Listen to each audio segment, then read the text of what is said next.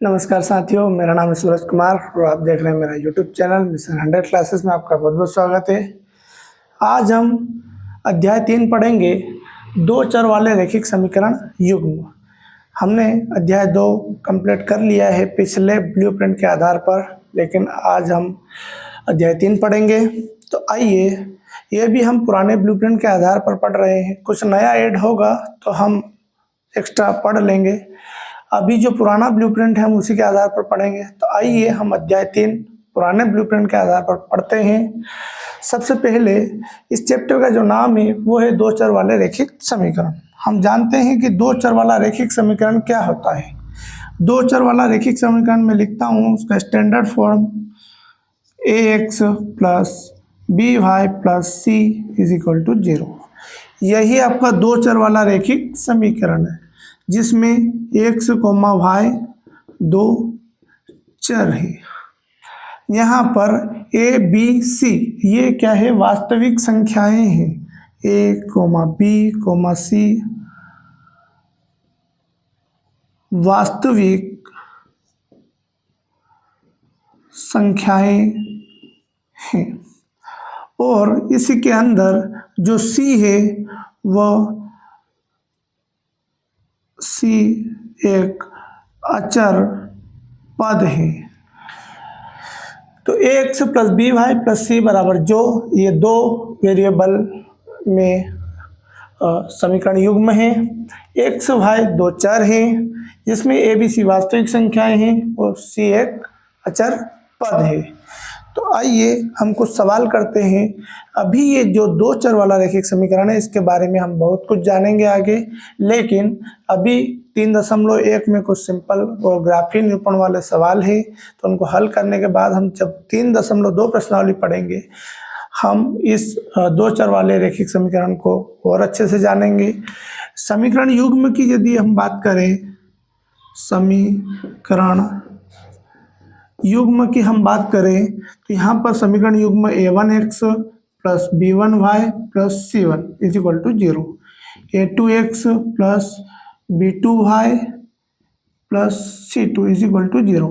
ये हमें हमारे जो समीकरण युग्म होंगे जिनको हम हल करेंगे। अभी भी जो ये पहला सवाल दिया हुआ है अपताप वाला, इसके अंदर भी समीकरण युग्म बनेंगे। इसको हमें बीजगणितीय और ग्राफी विधि से हल करना है। तो आइए हम देखते हैं। मैं इसको मिटा रहा हूं।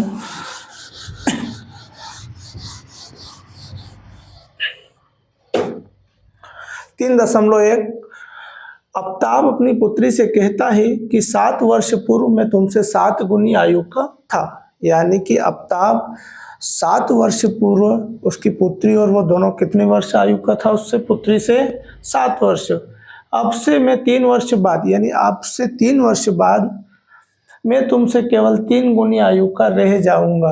यानी कि अब से 3 वर्ष बाद उससे 3 गुनी आयु ज़्यादा किसकी होगी, अपताप की होगी। उससे 3 गुनी आयु कम किसकी होगी, उसकी पुत्री की होगी। इस स्थिति को बीजगणितीय और ग्राफी रूप से व्यक्त करना है। आइए हम हल करते हैं। हम लिखेंगे, माना अपताप की वर्तमान आयु बराबर x वर्ष है। हम लिखेंगे पुत्री की वर्तमान आयु बराबर y वर्ष है। यानी अपताप की वर्तमान आयु हमने क्या मान ली, x वर्ष, और पुत्री की वर्तमान आयु हमने क्या मान ली, y वर्ष। आइए अब हम प्रश्नानुसार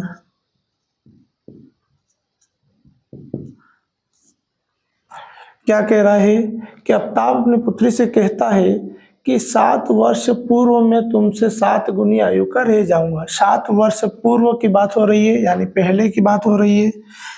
तो हमें उसकी वर्तमान आयु में से 7 घटाना पड़ेगा। तो मैं यहाँ लिख रहा हूँ x माइनस 7। तो पुत्री की भी वर्तमान आयु से 7 घटाना पड़ेगा, तो y माइनस 7। 7 वर्ष पूर्व मैं तुमसे 7 गुना रह जाऊंगा, यानी कि इसमें 7 का गुणा करना पड़ेगा, क्योंकि से जिसके साथ जुड़ा हो उसी के साथ हम गुणा करते हैं, वरना यहाँ पर अपताप की आयु क्या बढ़े ऊपर हो जाएगी, बढ़ जाएगी। इसलिए हम 7 का गुणा किस में कर रहे हैं, पुत्री में कर रहे हैं। आइए x माइनस 7 बराबर इसमें गुणा कर देते हैं, 7y माइनस 50 इनको इधर ले आना है। x minus 7 minus 7y plus 49 बराबर 0। x इसके साथ माइनस 7y लिख दूंगा, माइनस 7 को इसमें से घटा देना है तो प्लस का कितना बचेगा, 42 बराबर 0। यह हमें एक समीकरण प्राप्त हो चुका है। पुनः प्रश्नानुसार हमें ये पहला समीकरण प्राप्त हो चुका है। अगले समीकरण के लिए हमें आगे पढ़ना पड़ेगा। अब से 3 वर्ष बाद, यानी 3 वर्ष बाद की बात हो रही है, तो मैं x में क्या जोड़ दूंगा, +3, और y में मैं क्या जोड़ दूंगा, 3। मैं तुमसे केवल 3 गुनी आयु का रह जाऊंगा, यानी अफ्ताब बोल रहा है कि मैं इससे 3 वर्ष बाद इससे 3 गुनी आयु का रह जाऊंगा। तो किसके साथ, से या के जिसके साथ जुड़ा उसमें 3 का गुणा करना है, तो मैंने किसमें कर दिया, पुत्री में। चलो इसको आगे हल करते हैं। तो x + 3 बराबर 3y, 3 का गुणा 3 में करना है, +9। हम इधर ले आएंगे तो x + 3 माइनस 3y माइनस 9 बराबर 0। तो x इसको यहाँ पर लिख देना है -3y, यहाँ पर क्या लिख दोगे, माइनस का घटा दो तो 6 बचेगा =0। यह हमें दूसरी समीकरण मिल गई है। तो पहला उत्तर हमें मिल चुका है बीजगणितीय रूप इस क्वेश्चन का। पहली इक्वेशन ये, दूसरी इक्वेशन ये। अब हम इसको ग्राफी विधि से हल करेंगे। तो ग्राफी विधि, ये बीजगणितीय विधि से हमने हल कर लिया है, ये दोनों उत्तर है। अब हम इनको ग्राफी विधि से हल करेंगे। इसको समीकरण नंबर 1 दे देना है, इसको समीकरण नंबर 2 दे देना है। ठीक है, हम यहाँ लिखेंगे समीकरण 1 से। समीकरण 1 क्या है, x माइनस 7y प्लस 42 = 0। हमें यहाँ से y की वैल्यू निकालना है, तो हमें x और इस 42 को उधर ले जाना है। तो x माइनस 7y = माइनस का 42, x को भी उधर ले जाओ तो -7y = माइनस 42 माइनस x। यहाँ से माइनस कॉमन निकाल सकते हैं दोनों में से, तो माइनस का 7y = माइनस का 42 माइनस x। माइनस से माइनस कट जाएगा, इस 7 को बटे में पहुँचा दो तो y = 42 + x/7। इक्वेशन नंबर हमको मिल गई 3। अब इस इक्वेशन में हमें x की कुछ वैल्यू रखना है, तो y के कुछ मान मिलते जाएंगे। समीकरण 3 में x बराबर क्या रखें, पहले हम यहाँ पर ऐसा मान रखना है जो 7 से आसानी से कट सके। हम यहाँ पर 0 रख लेते हैं, x बराबर 0 रखने पर तो y = क्या मिलेगा आपको, 42 + 0/7। तो y = कितना हो जाएगा, 7। 42/7, तो y = हो जाएगा 6। ये हमें पहली वैल्यू मिली।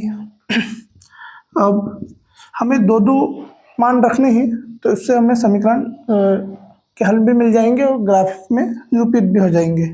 आइए x बराबर क्या रखें, यहाँ पर देखिए हम x बराबर यहाँ पर 6 रख लेते हैं, 7 रख लेते हैं, तो ये कितना हो जाएगा, 49 7 से कट जाएंगे। तो x बराबर 7 रखने पर तो y = 42 + 7/7, तो y = ये हो जाएंगे 49/7। तो y = 7 से इसको काट दो, तो ये 7 बार कटेगा। तो यहाँ पर हमें y की वैल्यू क्या मिली, 7। तो हम यहाँ पर सारणी बना लेंगे, सारणी हम बाद में बना लेंगे। अब समीकरण 2 से, वैसे ही हमें काम समीकरण 2 से करना है। तो समीकरण 2 से, समीकरण 2 हमें लिखना है ये वाली, x minus 3y minus 6 is equal to 0। इसमें y की वैल्यू निकाल लो। तो x minus 3y is equal to, ये 6 उधर चला जाएगा, x को भी उधर पहुँचा दो, is equal to 6 minus x। यहाँ से माइनस हटाना है, minus 3y is equal to, यहाँ से कॉमन निकाल लो, माइनस, तो माइनस 6 प्लस का x, चिन्ह बदल जाएंगे, माइनस माइनस कट जाएगा। तो y इज इक्वल टू, इस x को आगे लिख दो, इस माइनस 6 को पीछे लिख दो, बटे में 3 लिख दो। ये समीकरण नंबर क्या प्राप्त हो गई आपको? 4। समीकरण 4 में वैसे ही हमें मान रखना है x बराबर, तो हम क्या रखेंगे? समीकरण 4 में x बराबर क्या रखेंगे हम? 3 रख लो।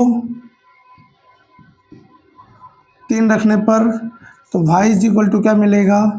3 माइनस 6 बटे 3। तो y इज इक्वल टू 6 में से 3 को घटा दो, तो माइनस के कितना बचेगा? 3 बटे 3 से 3 काट दो, तो y इज इक्वल टू होगा माइनस। ये हमें वैल्यू मिल गई। और हम देखते हैं, यदि हम यहाँ पर x इज इक्वल टू क्या रखे? 0 रख दो, तो y is equal to 0 minus 6 बटे 3। तो y बराबर माइनस 6 बटे 3, 3 से 3 दूनी, तो y is equal to minus का 2। यानी हमने x बराबर 0 रखा, तो y इज इक्वल टू हमें क्या मिला? माइनस 2। अब इसका स्क्रीनशॉट ले लो, हम इसको आगे हल करते हैं।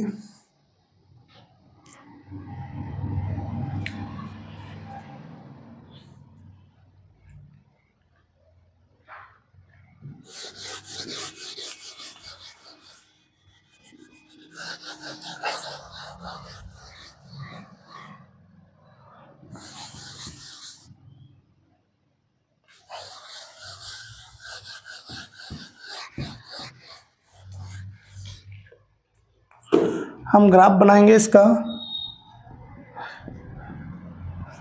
ग्राफ बनाने से पहले हम इसकी वैल्यू सारणी में लिख लेते हैं। तो यहाँ पर 2 सारणी बनेगी आपकी।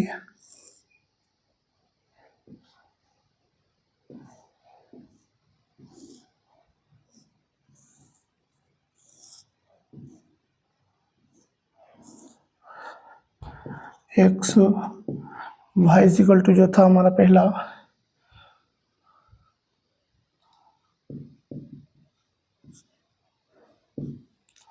यहाँ पर x इज इक्वल टू जो है, y इज इक्वल टू जो था वो x माइनस 6/3।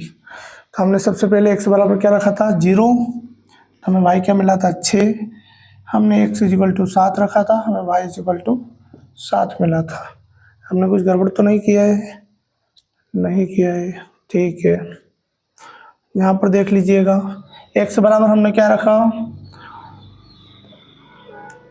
ठीक है, हमने x बराबर पहले 3 रखा, तो हमको क्या मिला? y बराबर माइनस 1। हमने x बराबर 0 रखा, तो y is equal to minus 2।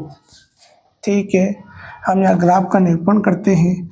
आप घर पर स्केल की सहायता से बनाइएगा, मैं ऐसे ही बना रहा हूँ यहाँ पर। ठीक है, माइनस की वैल्यू इतनी ज़्यादा है नहीं, तो हमें थोड़ा सा ग्राफ नीचे बनाना पड़ेगा।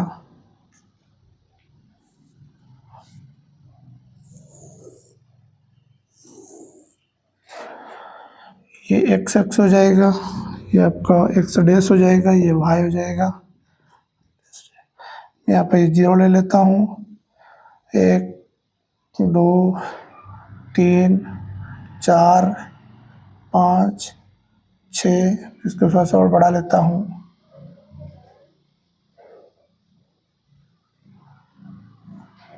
ये हो जाएगा 7। 1 2 3 4 5 6 7, इधर माइनस 1 माइनस 2 माइनस का 3 माइनस का 4 माइनस का 5। माइनस की वैल्यू ज़्यादा ही नहीं है तो आपको माइनस का भी बनाना है। माइनस का 2, माइनस का 3, माइनस का 4। ठीक है, हम रखते हैं x बराबर 0, तो x बराबर 0 यहाँ मिलेगा और y बराबर 6। y बराबर आपको y पर 6 जाना है प्लस का, तो इस जगह पर आपको बिंदु बना देना है। x पर आपको 7 चलना है प्लस का, ये x बराबर 7 यहाँ मिलेगा आपको, इसको बिंदु नहीं बनाना है, सॉरी।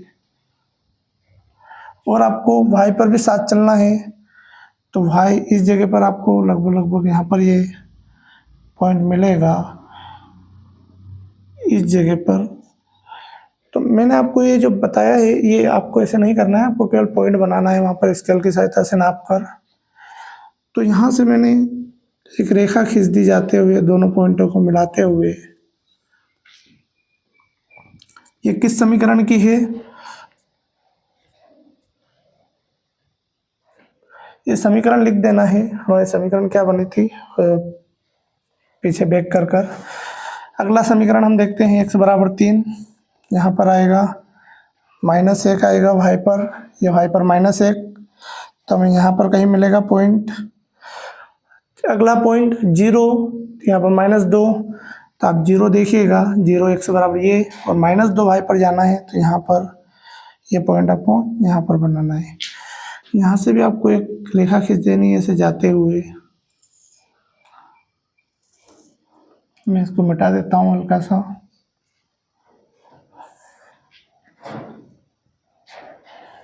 ये आपको 2 रेखाएं मिल गई है समीकरण के लिए। ये दोनों इक्वेशन इधर मैं समझ सकता हूँ। ये ग्राफी निरूपण है, चाहो तो आप बिंदु लिख सकते हो यहाँ पर कि 0, 6, ये है 7, 7, यहाँ पर आप लिख सकते हो कि 5, सॉरी यहाँ पर लिखना है, ये बिंदु है 3, -1, ये वाला जो बिंदु है 0, -2। यही ग्राफी निरूपण है। यहाँ पर समीकरण लिख देना है, इस इक्वेशन दोनों, पहला समीकरण यहाँ पर दूसरा समीकरण, यही ग्राफी हल है। इधर आप चाहो तो यहाँ पर लिख सकते हो ताप की आयु वर्षों में, इधर चाहो तो इधर लिख सकते हो पुत्री की आयु वर्षों में। आई बात समझ में? ये नहीं भी लिखोगे चलेगा, ये ग्राफी हल है। आपको ग्राफ में बस निरूपित करना है, इन संख्याओं को सारणी बनाना है, सारणी बना के आपको ग्राफ में इसको निरूपित करना है, और कोई कार्य नहीं है इसमें ज़्यादा, बड़ा सिंपल सवाल है ये। तो अब स्क्रीनशॉट ले लो, बाकी आगे हल करते हैं।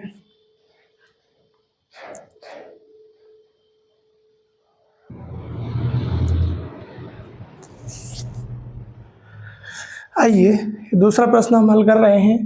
क्रिकेट टीम के एक कोच ने 3900 रुपये में 3 बल्ले और 6 गेंदें खरीदी। यानी कि उसने क्या खरीदी? 3 बल्ले और 6 गेंदें। कितने में? 3900। बाद में उसने एक और बल्ला और उसी प्रकार 3 गेंदें 1300 रुपये में खरीदी। तो इस स्थिति को हमें क्या बताना है? बीजगणितीय और ज्यामितीय रूप में हल करना है, या ग्राफी रूप में हल करना है। आइए हम इस बल्ले की कीमत को x मान लेंगे और गेंद की कीमत को y मान लेंगे। इस प्रकार हम समीकरण बनाएंगे। तो माना एक बल्ले की कीमत x है और एक गेंद की कीमत y रुपये है। आई बात समझ में? अब प्रश्नानुसार, बड़ा आसान प्रश्न है ये। प्रश्नानुसार हमें क्या करना है? 3 बल्ले, यानी एक बल्ले की कीमत 100 रुपये, तो 3 बल्ले की कीमत क्या हो जाएगी? 3x। साथ में उसने क्या खरीदी? 6 गेंदें खरीदी, तो प्लस 6 गेंदें, यानी कि एक गेंद की कीमत y, तो 6 गेंद की कीमत 6y। इन दोनों मिला के उसने कितने में खरीदा? 3900 रुपये में। तो मैं यहाँ पर क्या लिख दूंगा? 39। ये मुझे पहला समीकरण प्राप्त हो चुका है। तो मैं यहाँ पर लिख दूंगा इसको 3x + 6y = 39। ये हमें पहला समीकरण प्राप्त हो चुका है। पुनः प्रश्नानुसार क्या बोल रहा है, बाद में उसने एक और बल्ला और उसी प्रकार की 3 गेंदें खरीदी, यानी कि एक बल्ला कितने का, एक बल्ला 100 रुपये का, तो एक ही बल्ला खरीदा है तो मैं 1 लिख दूंगा, प्लस उसने गेंद कितनी खरीदी, 3 गेंदें, तो 3y, क्योंकि एक गेंद की कीमत y है तो 3 गेंद की कीमत कितनी हो जाएगी, 3y = 1300, क्योंकि उसने टोटल कितने में खरीदा, ये 1300 रुपये में। तो दूसरा समीकरण मेरे पास क्या बना, 1 + 3y = 1300। आइए अब हम इसका ग्राफी हल करेंगे। ग्राफी हल समीकरण 1 से, हम इसको समीकरण नंबर 1 दे देंगे, इसको समीकरण नंबर 2 दे देंगे। समीकरण 1 से हम लिखेंगे 3x + 6y = 3900। हम इस 3x को उधर पहुंचा देंगे तो 6y = 3900 - 3x, तो y को बटे में पहुंचा देंगे तो 3900 - 3x बटे 6। आइए अब हमें यहाँ इस समीकरण में, चाहो तो इस समीकरण 3 दे सकते हो, समीकरण 3 नहीं भी दोगे तो यहाँ पर हम डायरेक्टली वैल्यू रख लेते हैं। x का कुछ मान रखेंगे तो y की वैल्यू मिलेगी। अब x बराबर, अब हमें ऐसी x की वैल्यू रखना है जो यहाँ आसानी से कट जाए। तो देखिए, यदि मैं इसमें यहाँ पर x = 100 रखता हूँ तो ये 300 हो जाएगा, 300 इसमें से घटाओगे तो 3600 होगा, 3600 को 6 से काट दो। आई बात समझ में। तो यहाँ पर मैंने 100 रखा x बराबर, तो y = 3900 - 3 × 100 बटे 6, तो y = 3900 - 300/6, तो y = 3900 में से ये घटाओ तो 3600 बचेगा बटे 6, 6 से काट दो तो ये कितना आ जाएगा, 600, तो y = 600 हमें यहाँ पर वैल्यू मिली है। अब हम क्या रखेंगे,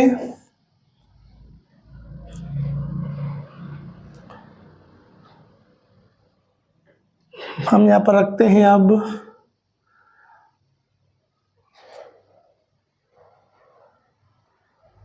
300 रख लेते हैं, क्योंकि 3 × 900 हो जाएगा, 900 कट जाएगा तो ये 3000 बचेगा, 3000 6 से कट जाएगा, ठीक है। तो x बराबर 300 रखने पर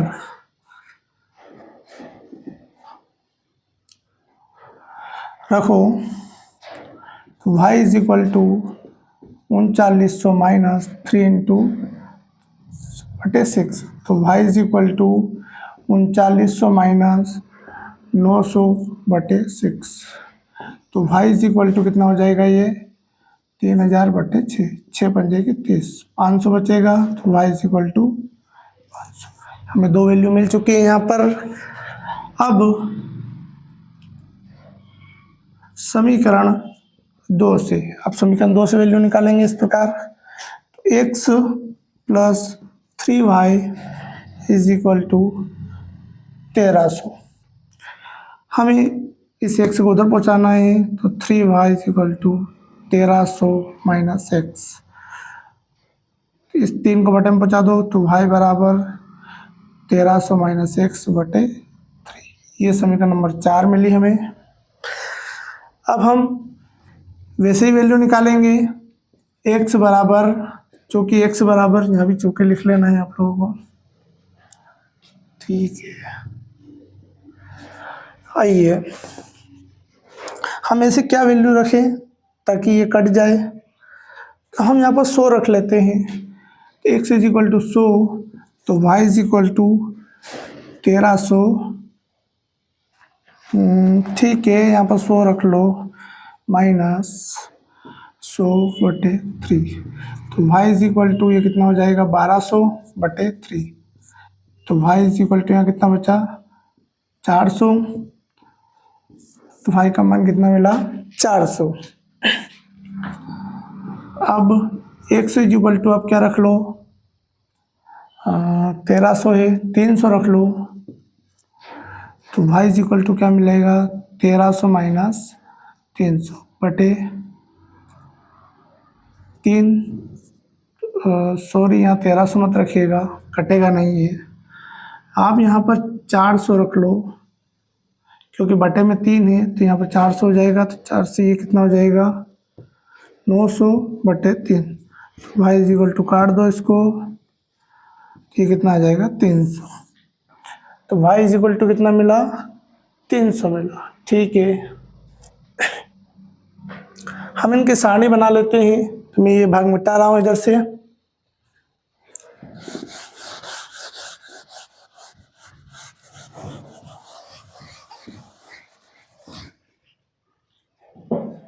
आइए मैं इसका ग्राफ बना लेता हूँ।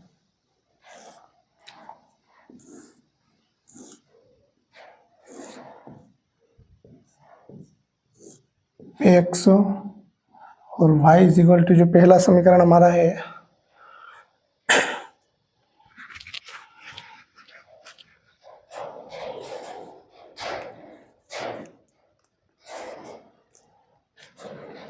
x का पहला मान यदि हमने रखा है तो वो 300 है। और ये जो y की वैल्यू हम इसको लिख लेते हैं 3900 माइनस 3x/3। 6 है क्या बटे में 6 है यहाँ पर, सॉरी। तो हमने पहला मान जो मिला हमको 500 मिला x बराबर। फिर हमने क्या रखा, मैंने कुछ मिटा दिया है क्या, y इज इक्वल टू ठीक है 300 रखने पर 100 रखने पर पहले हमने सॉरी ये हमने कुछ थोड़ा सा मिटा दिया है। 100 हमने रखा था 300, तो 600 हमको मिला था यहाँ पर। फिर हमने 300 रखा, फिर 900, 6 पंजे की 300, हमें 500 मिला यहाँ पर। मैंने समीकरण मिटा दी है, थोड़ी सी दिक्कत हो गई है जल्दबाजी में। यहाँ पर x और y is equal to 1300 minus x/3। हमने पहला x का जो मान रखा 100 रखा, दूसरा हमें 400 मिला, दूसरा हमने क्या रखा 400 रखा, तो हमें 300 मिला। ठीक है, अब इसका ग्राफ ही हल करते हैं। हम जो पैमाना लेंगे इसके अंदर 100 का ले लेंगे। तो 0 0 ये 100, ये x है, ये y है, तो डैश है, ये y डैश है। 200, 300, 400, ये 500, -200, -300, -400। यहाँ पर 100, 200, 300, 400। यहाँ पर -100, -200, -300, -400। ठीक है, हम रखते हैं वैल्यू।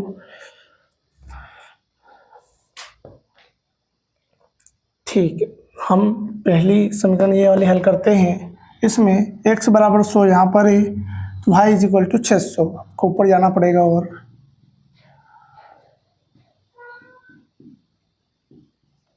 ठीक है, तो हम यहाँ पर जाएंगे, यहाँ पर एक बिंदु बनेगा हमको।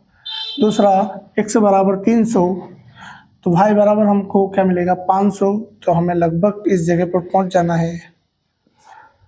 यहाँ से ये इसे क्रॉस करके हुए समीकरण जाएगी। इसको बना देता हूँ थोड़ा सा। ये क्या हो जाएगा 100 और 600, ये क्या हो जाएगा 300 और 500। आइए देखिए अगला ग्राफ। x बराबर 100 यहाँ पर होगा, y बराबर 400, तो y बराबर 400 आपको कहाँ मिलेगा ऊपर। तो इस जगह पर लगभग x बराबर 400, यहाँ पर तो y बराबर 300 आपको लगभग इस जगह मिलना चाहिए। अब स्केल की सहायता से बनाओगे तो थोड़ा आसानी से बन जाएगा। ये ऐसा कुछ क्रॉस करता हुआ निकलेगा ऐसे। यहाँ पर 400, 300 और ये जो बिंदु है यहाँ पर 100 और 400 है। इस प्रकार आपको ग्राफ में इसको निरूपित कर देना है।